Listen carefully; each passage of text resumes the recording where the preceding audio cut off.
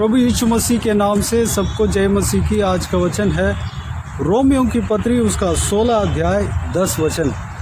अपिल्लेस को जो मसीह में खरा निकला नमस्कार। अरिस्तुबुलस के घराने को नमस्कार। मेरे प्रियो, यहाँ पर पवित्र प्रेरित पौलुस अपिल्लेस नामक एक व्यक्ति के बारे में कहता है। वो व्यक्ति अपना जीवन में परमेश्वर के लिए खरा निकला। खराई क्या होता है? जो कि परमेश्वर ने जो भी आज्ञा हमें देता है उसको विश्वास के साथ स्ट्रिक्टली पालन करना। अगर मान लीजिए प्रभु यीशु मसीह के ऊपर विश्वास करके विश्वास के जीवन में हम अगर एक मार्ग में चल रहे हैं तो शैतान की ओर से भटकाने वाला हमें कुछ अभिलाषा देकर हमें भरमाना चाहे तो भी हमको नहीं मानना है। यही खराई है।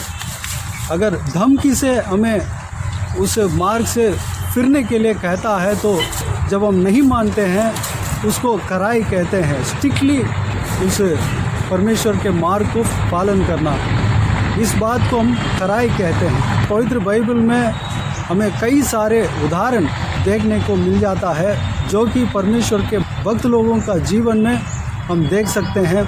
उदाहरण जो पहले इंसान का पत्नी, जो आदम का पत्नी हवा थी, परमेश्वर ने एक आज्ञा दिया था जो कि एक बगीचे में सारे पेड़ का फल को खा सकता है और एक पेड़ का फल को दिखाकर जो भला बुरा को जानने वाला फल है उसको नहीं खाने के लिए कहा।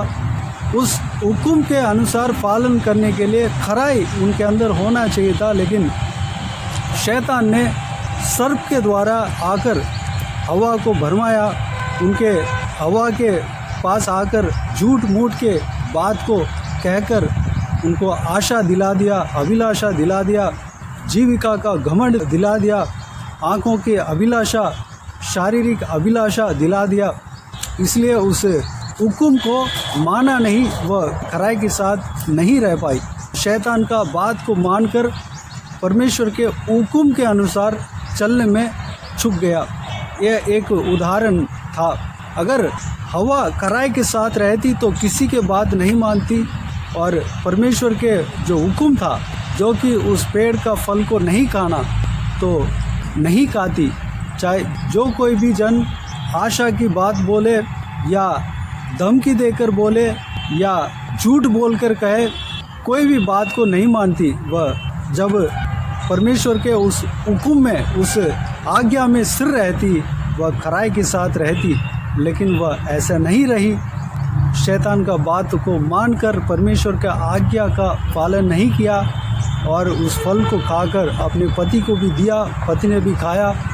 उस वजह से मानव जाति पाप में गिर गया। इस तरह हम कई सारे परमेश्वर के दासों के जीवन में, परमेश्वर के जनों के जीवन में हम देख सकते हैं। परमेश्वर के जन ही नहीं बल्कि कई सारे लोग खराई न होने के कारण भटकते हुए हम देख सकते हैं। शिमशोन नामक एक परमेश्वर के दास था जो नासरी था। परमेश्वर के द्वारा वह एक योजना, बहुत बड़ी योजना उनके जीवन में था। परमेश्वर के द्वारा अपने माता पिता को दर्शन मिला और दर्शन के साथ वह जन्म हुआ, लेकिन वह अपने जीवन में परमेश्वर के लिए खराई के साथ नहीं रहा। एक स्त्री के वजह से वह गिर पड़ा। वह फलिस्तियों के हाथों में फंसा, जो कि फलिस्तियों से लड़ना था, लेकिन वह फलिस्तियों के हाथ में फंसकर वह अंधा बना। आखिरी में परमेश्वर दोबारा उनको सामर्थ्य दिया, लेकिन वह उस सामर्थ्य के साथ एक आखिरी लड़ाई लड़ा, उसमें मर गया। मेरे प्रियो, उस व्यक्ति के अंदर अगर खराई होने से वह उस नाश से बच जाता, उस बंधन से बच जाता। जो स्त्री के वजह से गिरा था उस संभव से बच जाता। इस तरह कई सारे लोगों का जीवन में हम देख सकते हैं। जो जन खराई के साथ रहता है वह आत्मिक जीवन में सक्सेसफुल रहता है।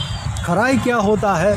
हम परमेश्वर के लिए स्थिर रहना और परमेश्वर के हुक्म को, चाहे जो कुछ भी परिस्थिति आ जाए, जो कोई भी जन हमें भरमाने के लिए कोशिश करें। जो कुछ भी आशा की बातें हमें हमारे मन को बदलने के लिए आ जाए, तो भी हम परमेश्वर के वचन में, परमेश्वर के जो आज्ञा है उसमें स्थिर रहना, स्ट्रिक्टली हमें डटे रहना, खड़े रहना, इसको हम कराई कहते हैं। शैतान आशा की बात बोलकर हमें भरमाना चाहेगा या धमकी देकर हमें भरमाना चाहेगा। किसी भी बात को हमें नहीं मानना है। अगर हम खराई के साथ परमेश्वर के उपस्थिति में, परमेश्वर के आज्ञा के अनुसार चलने में हम खराई के साथ रहेंगे तो हम आत्मिक जीवन में सक्सेसफुल बनते हैं। कई बार हमें इस विश्वास के जीवन में परमेश्वर प्रभु यीशु मसीह के पीछे चलने में बहुत सारा परीक्षाएं आती है। उस परीक्षा में हमें खराई के साथ रहना अवश्य है। उसका उदाहरण अय्यूब नामक एक परमेश्वर के दास के जीवन से हम जान सकते हैं, देख सकते हैं। परमेश्वर के दास अय्यूब के जीवन में उनके शारीरिक दिशा में और मानसिक दिशा में बहुत सारा तकलीफ़ें आई। उसके विषय में मैं कहना चाहूँगा, अय्यूब के सारा बच्चे मर गए थे। जो वह व्यक्ति धनी था और सारा धन ख़त्म हो गया था, नाश हो गया था। सारा जानवर लुट गए थे, मर गए थे। सारा फसल नाश हो गया, वह गली में आ गया, कुछ भी नहीं बचा। एक बीबी को छोड़कर कोई भी नहीं बचा। और ऊपर से उनके सेहत पे, उनके शरीर में रोग आ गया, वह पूरा शरीर में घाव आ गया था। फिर भी वह परमेश्वर के लिए खराई के साथ रहा, परमेश्वर के ऊपर विश्वास करने में खराई के साथ रहा। जबकि उनका पत्नी ने कहा कि इतना पीड़ा तुम्हारे जीवन में होने के बावजूद भी परमेश्वर के ऊपर विश्वास रखा है, उस परमेश्वर को खोज दे और अपना जान दे दे। इस तरह की उसकी पत्नी ने भी बोली, लेकिन किसी भी बात को, उसका पत्नी के बात को भी नहीं माना, बल्कि परमेश्वर के लिए खराई के साथ रहा। अपने पत्नी से बोला। इस विषय को अय्यूब के किताब उसका 2 अध्याय 9 वचन में हम देख सकते हैं। उस स्त्री बोली, तब उसकी स्त्री उससे कहने लगी, क्या तू अब भी अपनी खराई पर बना है? परमेश्वर की निंदा कर और चाहे मर जाए तो मर जा। उसके बदले में अय्यूब ने कहा, 10 वचन में इस प्रकार लिखा है, उसने उससे कहा, तू एक मूढ़ स्त्री की सी बातें करती है। क्या हम जो परमेश्वर के हाथ से सुख लेते हैं दुख न लें? इन सब बातों में भी अय्यूब ने अपने मुंह से कोई पाप नहीं किया। मेरे प्रियो, इनके बातों पर खराई दिखाई देता है। अय्यूब ने कहा अपने पत्नी से, परमेश्वर के हाथ में सुख तो लिया था, क्या हम दुख को ना लें? इस तरह कहकर परमेश्वर के उपस्थिति में स्थिर रहा, दृढ़ता के साथ रहा, खराई के साथ रहा, किसी का भी बात को नहीं माना। मेरे प्रियो, उतने पीड़ा होने के बावजूद भी वो सब पीड़ाएं शैतान की ओर से आया, ये सारा परीक्षा शैतान की ओर से आया। तो परीक्षा आने के बावजूद भी उस परीक्षा में स्थिर रहा, खराई के साथ अय्यूब स्थिर रहा। उस खराई को परमेश्वर देखकर उन्हें बहुत आय से आशीष दिया। जितना उन्होंने खोया था उसका 2 गुना परमेश्वर ने उन्हें दिया। जो बच्चे खोए थे 2 गुना परमेश्वर उन्हें दिया। जो धन संपत्ति, जानवर, गधे, गधैया, ऊंट, जो कुछ भी खोए थे, जो कुछ भी चोरी हुआ, जो कुछ भी नुकसान हुआ, सब कुछ 2 गुना उन्हें मिला। मेरे प्रियो, आज का जो संदेश है, हमें खराई के साथ रहना है। हमारा परिस्थिति चाहे कैसे भी क्यों ना हो, हमें खराई के साथ रहना है। चाहे हमारे जीवन में कोई भी परीक्षा क्यों ना आ जाए, परीक्षा में हमें खराई के साथ रहना है। जब हम परमेश्वर के लिए खराई के साथ जब हम रहते हैं तो हमें परमेश्वर कई गुना आशीष देगा। जिस तरह अय्यूब को 2 गुना आशीष दिया, हमें भी आशीष देगा। परीक्षा जब आता है तो हमें ऐसा लगता है कि हम नुकसान हो गए हैं, हम लुट गए हैं, हमारे आगे कोई भविष्य नहीं है। इस तरह की हमारा ख्याल, हमारे जो शारीरिक सोच आता है। लेकिन जब हम ऐसा सोचे कि हमारे साथ जो कुछ भी हो जाए, लेकिन परमेश्वर के लिए मैं दृढ़ता के साथ खड़ा रहूँगा। इस तरह की हम खराई के साथ जब हम रहेंगे, परमेश्वर हमें बहुतायत से आशीष देगा, अपरंपार आशीष देगा।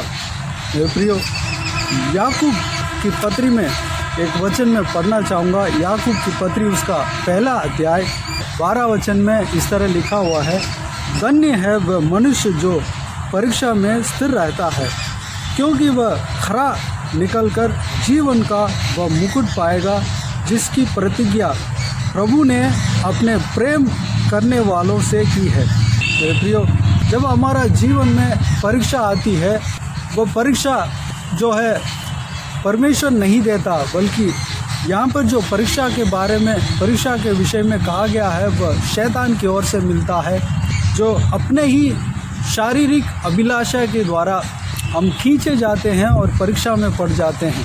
उस परीक्षा में हम खराई के साथ हम परमेश्वर के लिए खड़े रहें, दृढ़ता के साथ खड़े रहें, तब हमें परमेश्वर का वचन कहता है वह खराई के द्वारा हमें जीवन का मुकुट मिलेगा।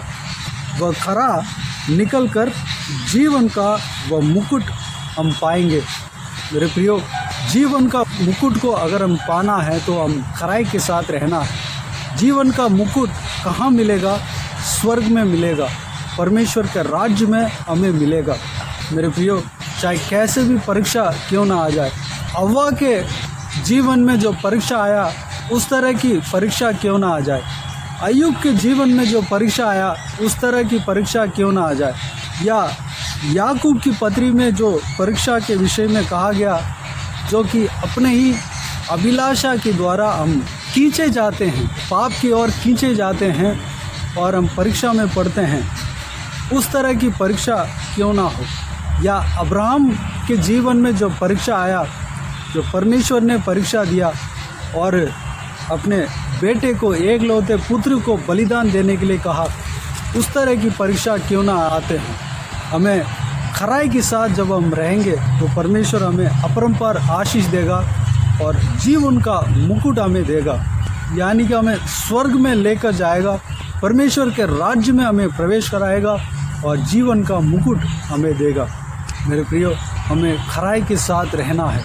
अब्राहम के जीवन में जो हुआ था वह हम पहले के कई सारे वीडियो में देख चुके हैं। अब्राहम के एकलौते पुत्र को परमेश्वर ने बलिदान देने को कहा, क्योंकि उनका विश्वास परखा गया।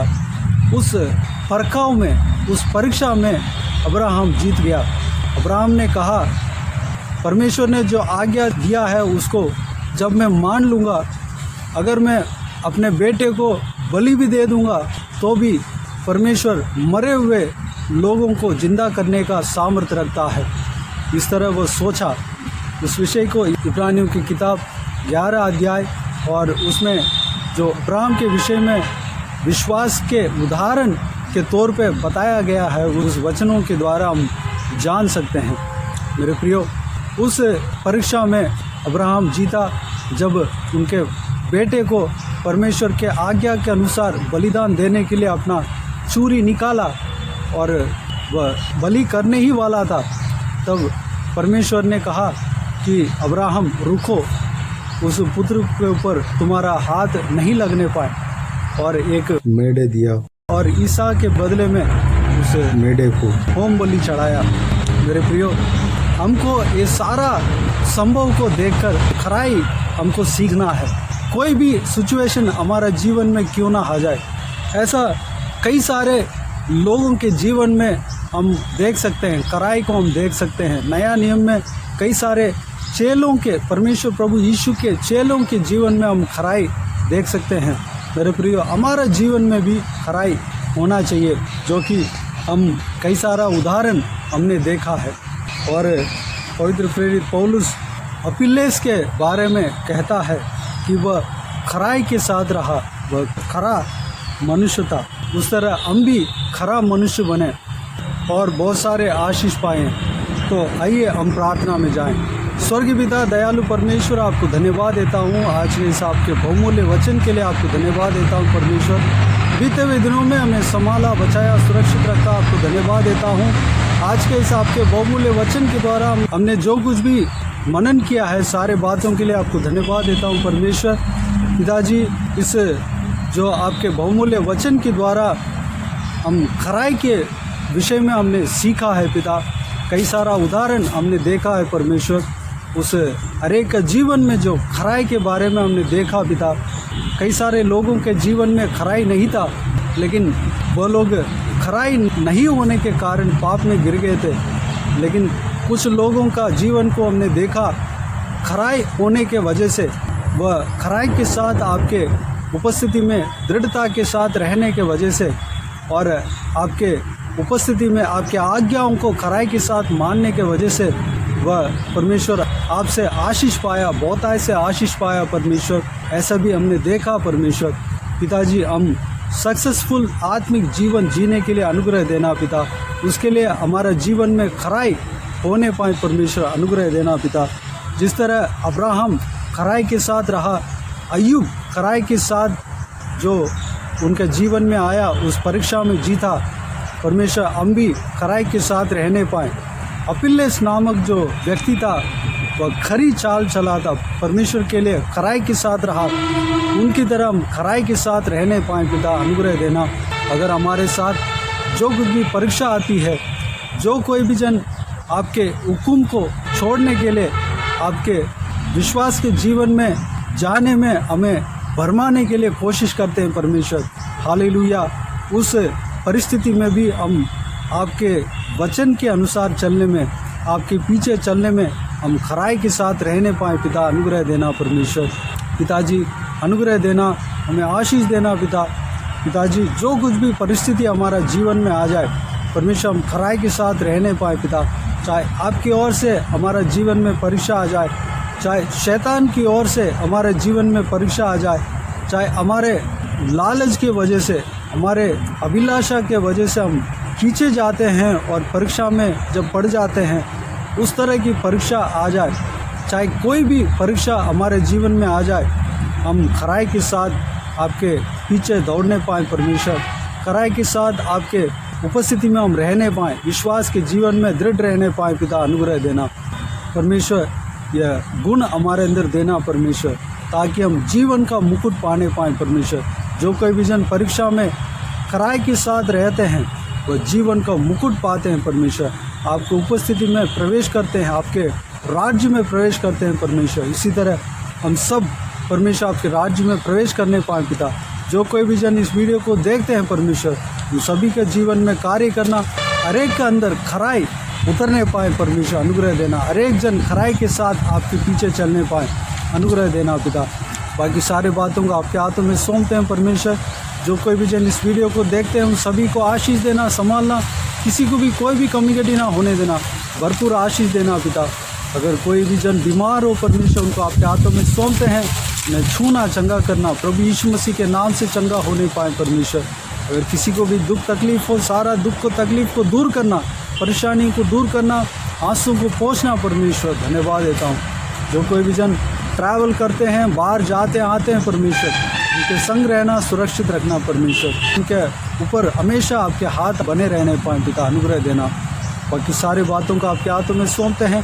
सारा आदर महिमा जलाल आपको मिलती रहे। सारा दुआ प्रार्थना को प्रभु यीशु मसीह के नाम से मांगते हैं, सुनत ग्रहण कर, आमीन आमीन। प्रभु यीशु मसीह के नाम से प्रभु यीशु मसीह का आशीष और अनुग्रह हम सभी के ऊपर बने रहें, आमीन आमीन। मेरे प्रियो, इस चैनल को सब्सक्राइब करें और शेयर करें। अगर किसी को भी प्रार्थना का विषय हो तो डिस्क्रिप्शन में दिए हुए नंबर पर कॉल करके प्रार्थना करा सकते हैं, हम आपके लिए प्रार्थना करेंगे। आप अपने व्यक्तिगत प्रार्थना में हमारे लिए प्रार्थना कीजिए, इस सेवकाई के लिए, इस सेवकाई का उन्नति के लिए, इस सेवकाई में जुड़े हुए हर एक जन के लिए, हर एक आत्मिक उन्नति के लिए, तरक्की के लिए, आत्मिक आशीष के लिए, संसारिक आशीष के लिए, पारिवारिक आशीष के लिए प्रार्थना करें। प्रभु यीशु आप सबको आशीष दे। इस सेवकाई के द्वारा परमेश्वर आपके जीवन में कार्य किया हो वो भी हमें बता सकते हैं, ताकि हम सब मिलकर परमेश्वर को धन्यवाद दे सके, महिमा कर सके। प्रभु यीशु आप सबको आशीष दे, आमीन आमीन।